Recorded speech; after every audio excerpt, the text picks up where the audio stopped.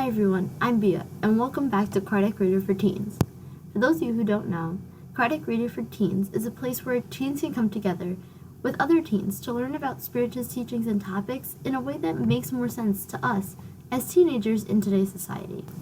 So, as you know, we've been reading through the Spirits book for years now. We've been reading through the Spirits book together, page by page, question by question, word by word, and trying to get a basic understanding of what Spiritism is bringing to us. And we've learned a lot about what happens in the corporeal world, the life that we're living now, what happens in the spirit world. We learned about the more scientific part, and now we're learning about what can we do to improve ourselves so we get to that level of perfection that we're always striving for. So now we're on a chapter about moral perfections, and we're talking about virtues and vices. So our good behaviors, our virtues, are the things that we do that have really high moral standards. These really great things that we're doing, these really great qualities that we have. And then we're talking about our vices, which are some of our behaviors that aren't so great. So let's get right to it. Question 904. Is it wrong to probe the plagues of society and reveal them? So here it's asking, if a situation or a problem it's clearly a problem that we have, but no one's really talking about it, is it wrong to just go there and kind of awake the beast so that people know that it's wrong and reveal that situation? So let's say there's a bear, but no one knows there's a bear, or everyone's like, oh, okay, the bear's fine, the bear's just sleeping there, no one's doing anything to bear. Is it okay if you go up to the bear and start poking it so that it wakes up? And then when it wakes up, it goes crazy, and then people start noticing, oh, we should probably not get rid of that bear, not have that bear, move that bear somewhere else. So is it wrong to do that? To go over there and disturb the bear so that everyone else realizes what's happening? And the spirits answered, that depends on the motive behind this action. If a writer's only purpose is to create a scandal, he or she obtains personal satisfaction from presenting images or situations that are corruptive rather than instructive. The mind perceives the evil of society, but those who take pleasure in portraying evil for the sake of evil will be punished for doing so. So here they're kind of giving a more real-life example that someone to do this would write something, like a journalist or someone who works in the newspaper. They're going to write this story that, even though no one's talking about it, they're going to write this story so that they can inform other people and spread it out to many people, especially because they have the capacity with a newspaper. But now we can do that, each and every one of us, just by posting things on social media. So we can get something that's not really a huge problem, or maybe not a big deal, and then we get it and we just write a lot of criticism and just create a scandal out of the situation. So what they're saying here is that it depends on what your intention is. If you think that you need to write and you need to publish that somewhere, or you need to talk about that to truly help the problem, and you think that you're helping the movement to help that problem, fine. But if you're doing it for your personal satisfaction, just be like, I'm gonna say this to see how many people get mad, how many people start getting annoyed because I'm saying these kind of things. So if you're only doing it to mess with people, then no, that's not good, and you shouldn't be doing that. Is wrong. But if you're doing it truly to try and raise awareness of an issue that we have, and being respectful while you're doing it, then that is a good motive behind it, so that is helpful. And then there's a second part to this question, and it says, in this case, how can we judge the purity of intention and the sincerity of the authors? So here they're saying, okay, how do we judge it though? How do we know who is being sincere, who is just really trying to help, or who is not doing, or is only doing it to cause a scandal? So the purity of their intention. How pure is their intention to actually do something good? So then the spirits answered, it is not always necessary. If authors write good things, you profit by them. If they write bad things, it is a question of conscience. However, if they want to prove that their sincerity, do they do it by the excellence of their own example? So we don't need to sit there and analyze everything and be like, oh, this person definitely meant this in a bad way, or this person meant this in a good way. But the good things that they write, we can take out of that. We can get those good things and like learn from those good things that they wrote. But everything else that they wrote, if they write bad things, then we ourselves should know to disregard them and to not pay attention to them, because those are the bad things, and that author did not have pure intentions from all these bad things that they're writing. But if they do want to prove that they're being true to you and that they have pure intentions, that it's not up to us to figure out, oh, do they have pure intentions? They should go out of their way to show from their own example. Like they say, they do it by excellence of their own example. So if they're trying to be pure and really just be sincere about a problem, they're going to show that in their writing.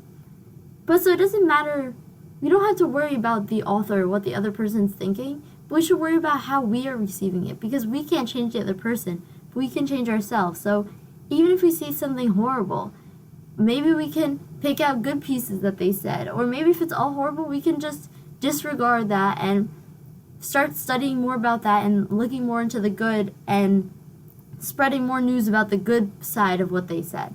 So it's more, we have to focus on ourselves rather than focusing always on other people. It's like that saying that we mentioned last week, how you see like the little thing in your neighbor's eye, but you don't see the big like piece of wood in your eye. So it's like we're looking at the little problems that other people have without looking at our problems. So first, okay, someone wrote something. That's going to be their issue of what their intentions were, but we can learn from that and decipher it and pick out the good pieces and disregard the bad pieces. Question 905. There are great books that are full of moral teachings from which their author have not derived much moral profit, despite helping the progress of humanity. Is the good those authors do by their writings be counted to them as spirits? So here they're saying, so there have been many great books that these authors, they write these great things, but while on Earth, no one really acknowledges them. No one's like, oh wow, you did this great thing. Everyone's just like, oh, okay, and they just leave the person off to the side. But for those good authors, will they eventually get like rewarded? Would they, like they say, would they be counted to them as spirits? So, when they're as spirits, they're going to be acknowledged for the things they did, even though they didn't get acknowledged on Earth. And the spirits answered, professing the principles of morality without subsequent action is like having a seed without complementing the sowing.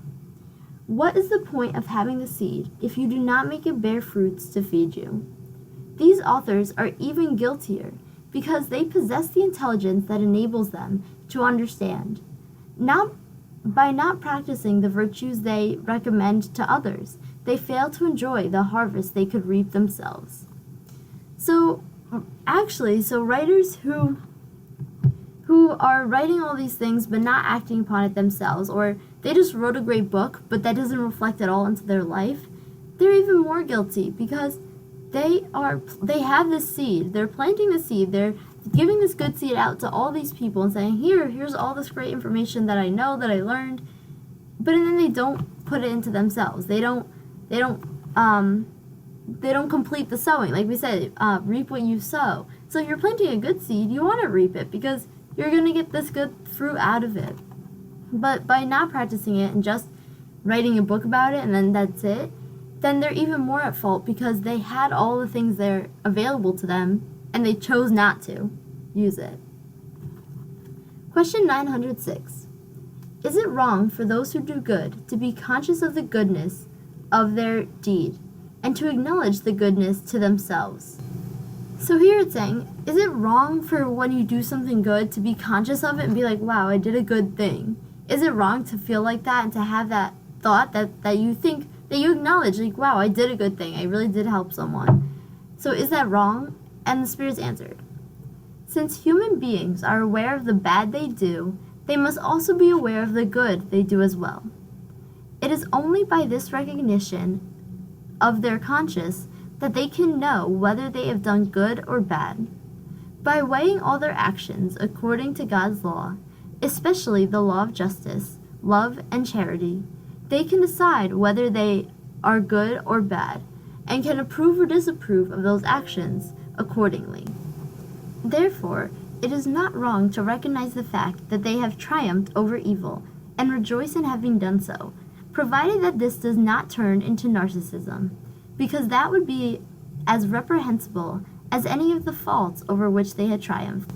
So this is what they're saying here, is that this is not wrong, because just like we need to know when we do bad things, when we mess up, we also need to acknowledge when we do good things so that we know the difference, and that we say, oh, I did this bad thing, but now I'm doing something good, so that we can kind of keep track, like, oh, this is a good thing, this is right, this is what I should be doing. But we can't over-exaggerate with that. We can't start saying that to everyone and making it into a big scene, but telling it to ourselves, being like, oh, okay, this is a good thing that I did. That is okay, and that is good for us to kind of keep track, because or else we'd only keep track of the negative things and not of the positive things. So it is good to acknowledge both our mistakes and the positive things we do. So acknowledge, wow, I made this mistake, I messed up here, but also be like, wow, I did something good here. But of course we know we can't dramatize that. We can't make it dramatic, because then we're just making it into a big show, and now we're just making another mistake by doing that. So we want to keep it to ourselves and acknowledge it quietly, but we can acknowledge that, oh, okay, I did this good thing. So now we're on to the next section, which is titled Passions. So question 907. As our passions are rooted in nature, are they bad in themselves? So they're saying our passions are rooted in nature, so are they bad, or is it how we use them that's bad? And the spirits answered, no, it is only their abuse and excess that is bad. The principle of all passions has been given to human beings for their own good, and these passions may spur them to accomplish great things. It is only their abuse that does harm. So having passions, having things that we feel strongly about, that we love a lot, that we are passionate in, it's not a bad thing. But sometimes when we abuse it, that's when that's when it becomes a problem. When we're taking that passion too far, when we have that passion like too much, too strong, now we're stepping over the line and it's becoming a problem. But we were given these passions so that we can accomplish great things, so that we can be like, wow, I want to go out and go after that thing that I'm passionate for. Like in school, if you're passionate for a specific subject, then you know that, okay, I should go into that field and I should do something with that. So then it helps guide you. So our passions are there for good reasons, to help us and for our benefit. But we just have to make sure we don't abuse it, because then it does become harmful to us. Question 908. How can we define the limit at which passion cease to be good or bad? So they're saying, okay, so there's this fine line that it's like, okay, these passions are good, and then they become bad. So how do we define those? And the spirits answered, passions are like a horse that is positive or useful when under control, but dangerous when untamed. A passion becomes wicked the moment you lose control of it, and when it causes harm to you, yourself, or others. So here they use a great example of a horse. So when it's useful and under control, the horse is a great thing. But if a horse gets out of control, then it becomes dangerous because they're so big and massive. So that's the thing with our passions. Our passions, when we have them under control, they are a good thing. They help drive us forward, to keep us motivated to do certain things.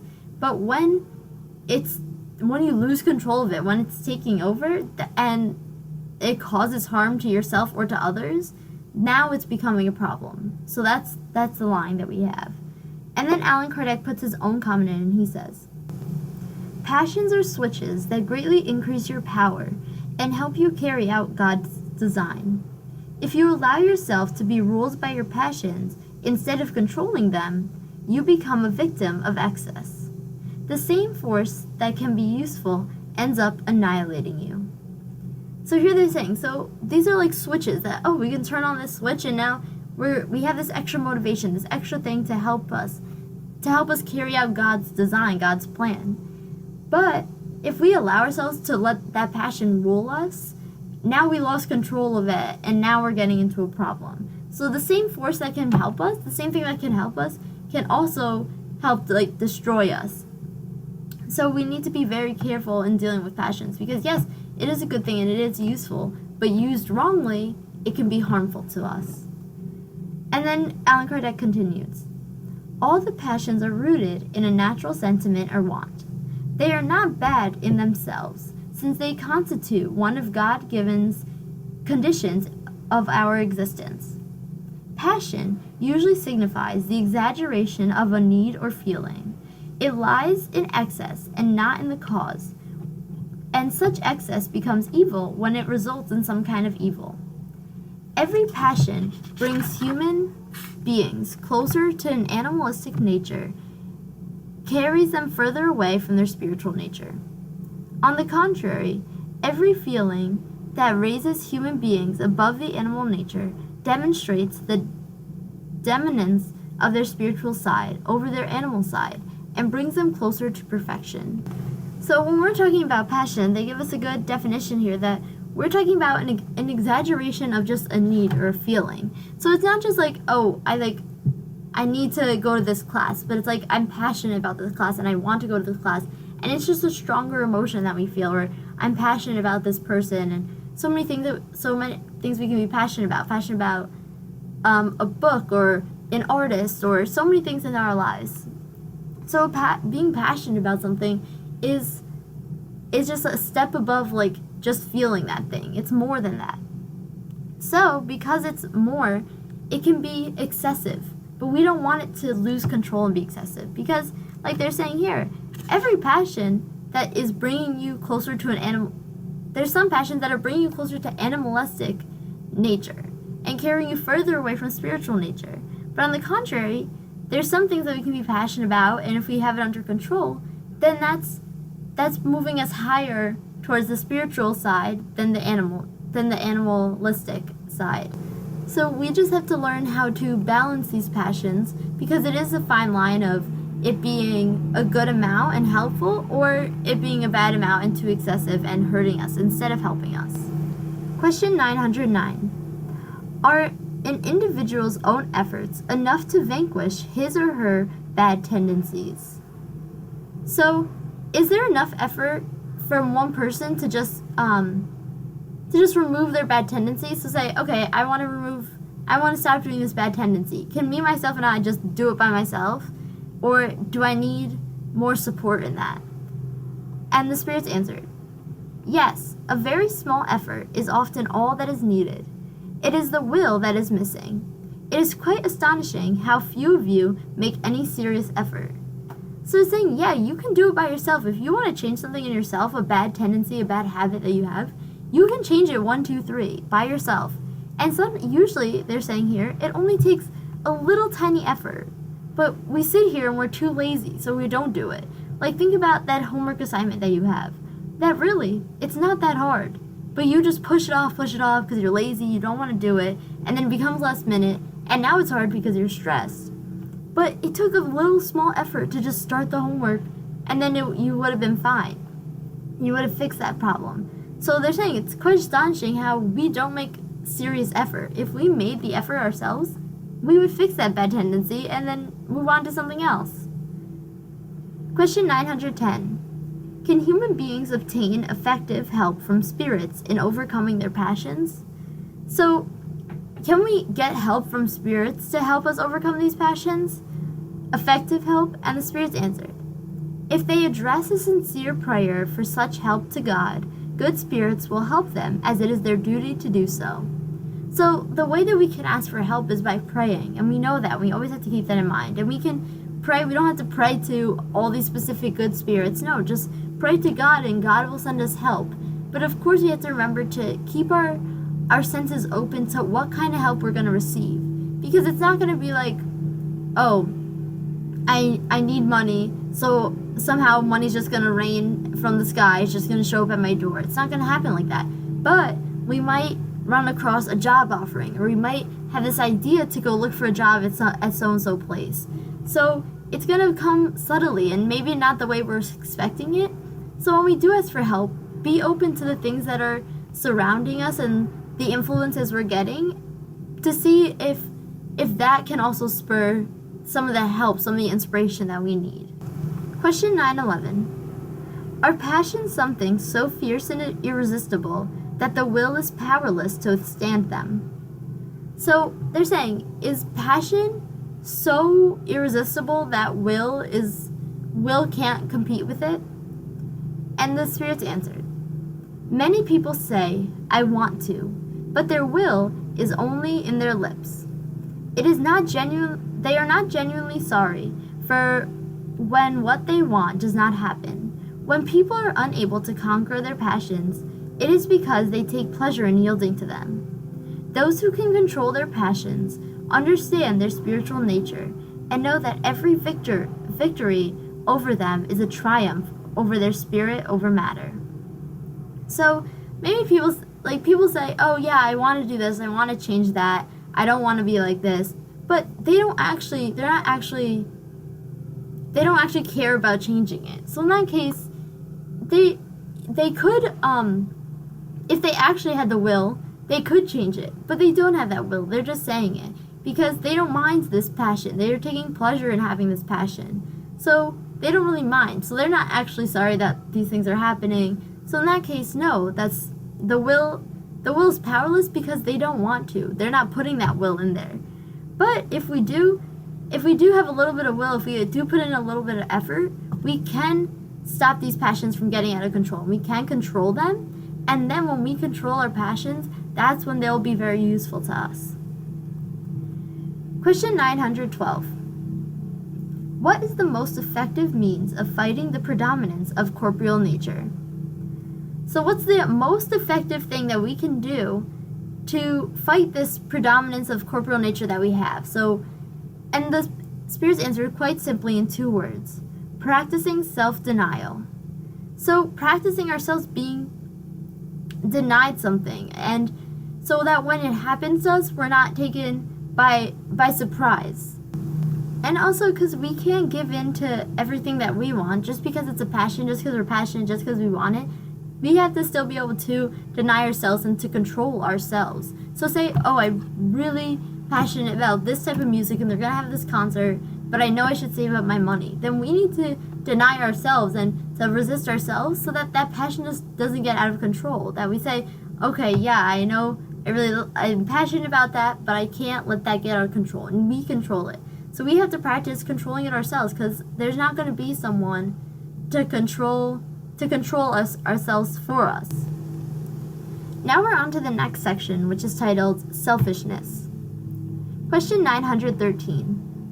What vice may we label as the root to the others? So what one bad quality can lead to all the others, can root all and grow all the other ones from them? And the spirits answered, selfishness, as we have repeatedly told you. Every wrongdoing can be traced back to selfishness. Study all the vices and you will see that selfishness is the root of them all. You will never succeed to eradicate them until you attack them at their root. Only then you have destroyed the selfishness that is in their cause. All your efforts should be focused on this end, as selfishness is the plague of human society. All those who attempt to reach moral excellence must uproot every selfish feeling from their hearts, because it is incompatible with justice, love, and charity. It offsets all other qualities.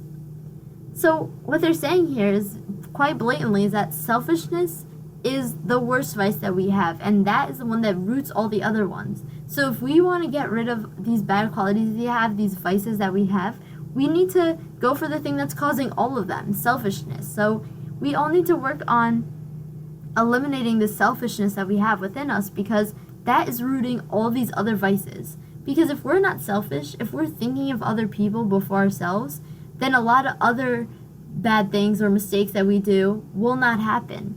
So we need to work on our selfishness, because selfishness is what they're saying, that's plaguing human society. It's at the core of all these bad things that are happening. It's because someone is thinking about themselves and not other people.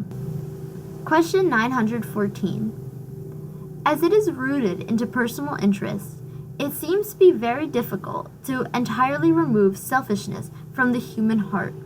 Is it possible?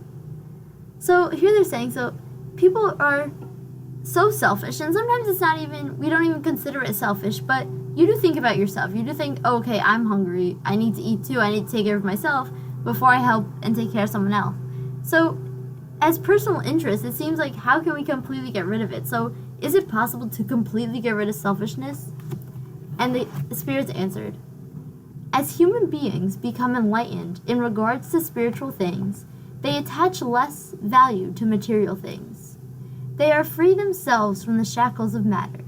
They reform the human institution that fosters selfishness. This is accomplished through education. So yes, so we can get rid of selfishness, but it's not easy. So we have, as we become more enlightened, as we start studying more and learning more, we will get less attached to material things. And once we get less attached to material things, it's easier to start taking away some of the selfishness or getting through some of that.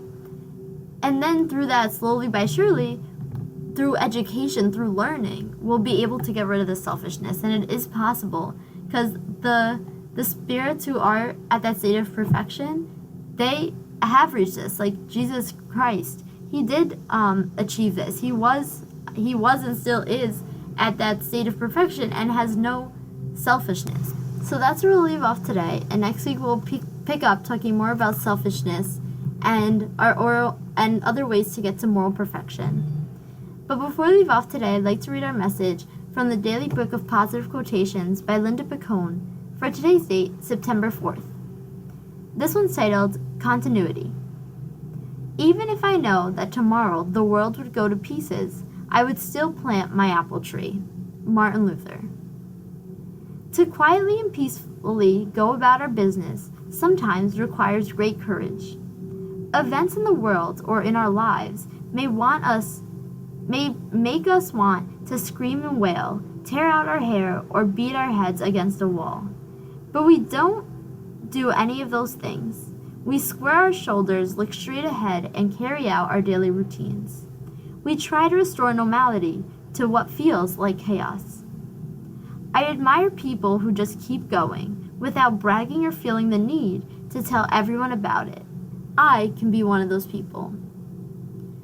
And of course, I'd like to remind you all about our website, spiritusyouth.org, that we have from our first International Spiritist Youth event and our UN forum that we had, and all the amazing things that came out of that event are all on this website. And I hope you can see all the things, share these things, and hopefully join us at the next one next year. If at all you guys have any questions, comments, concerns, feel free to email me at cardiacradio4teens@gmail.com, and I'll get back to you right away. I'm Bia, and this has been Cardiac Radio for Teens. Thank you all for listening. This has been Cardiac Radio for Teens. Thank you all for listening.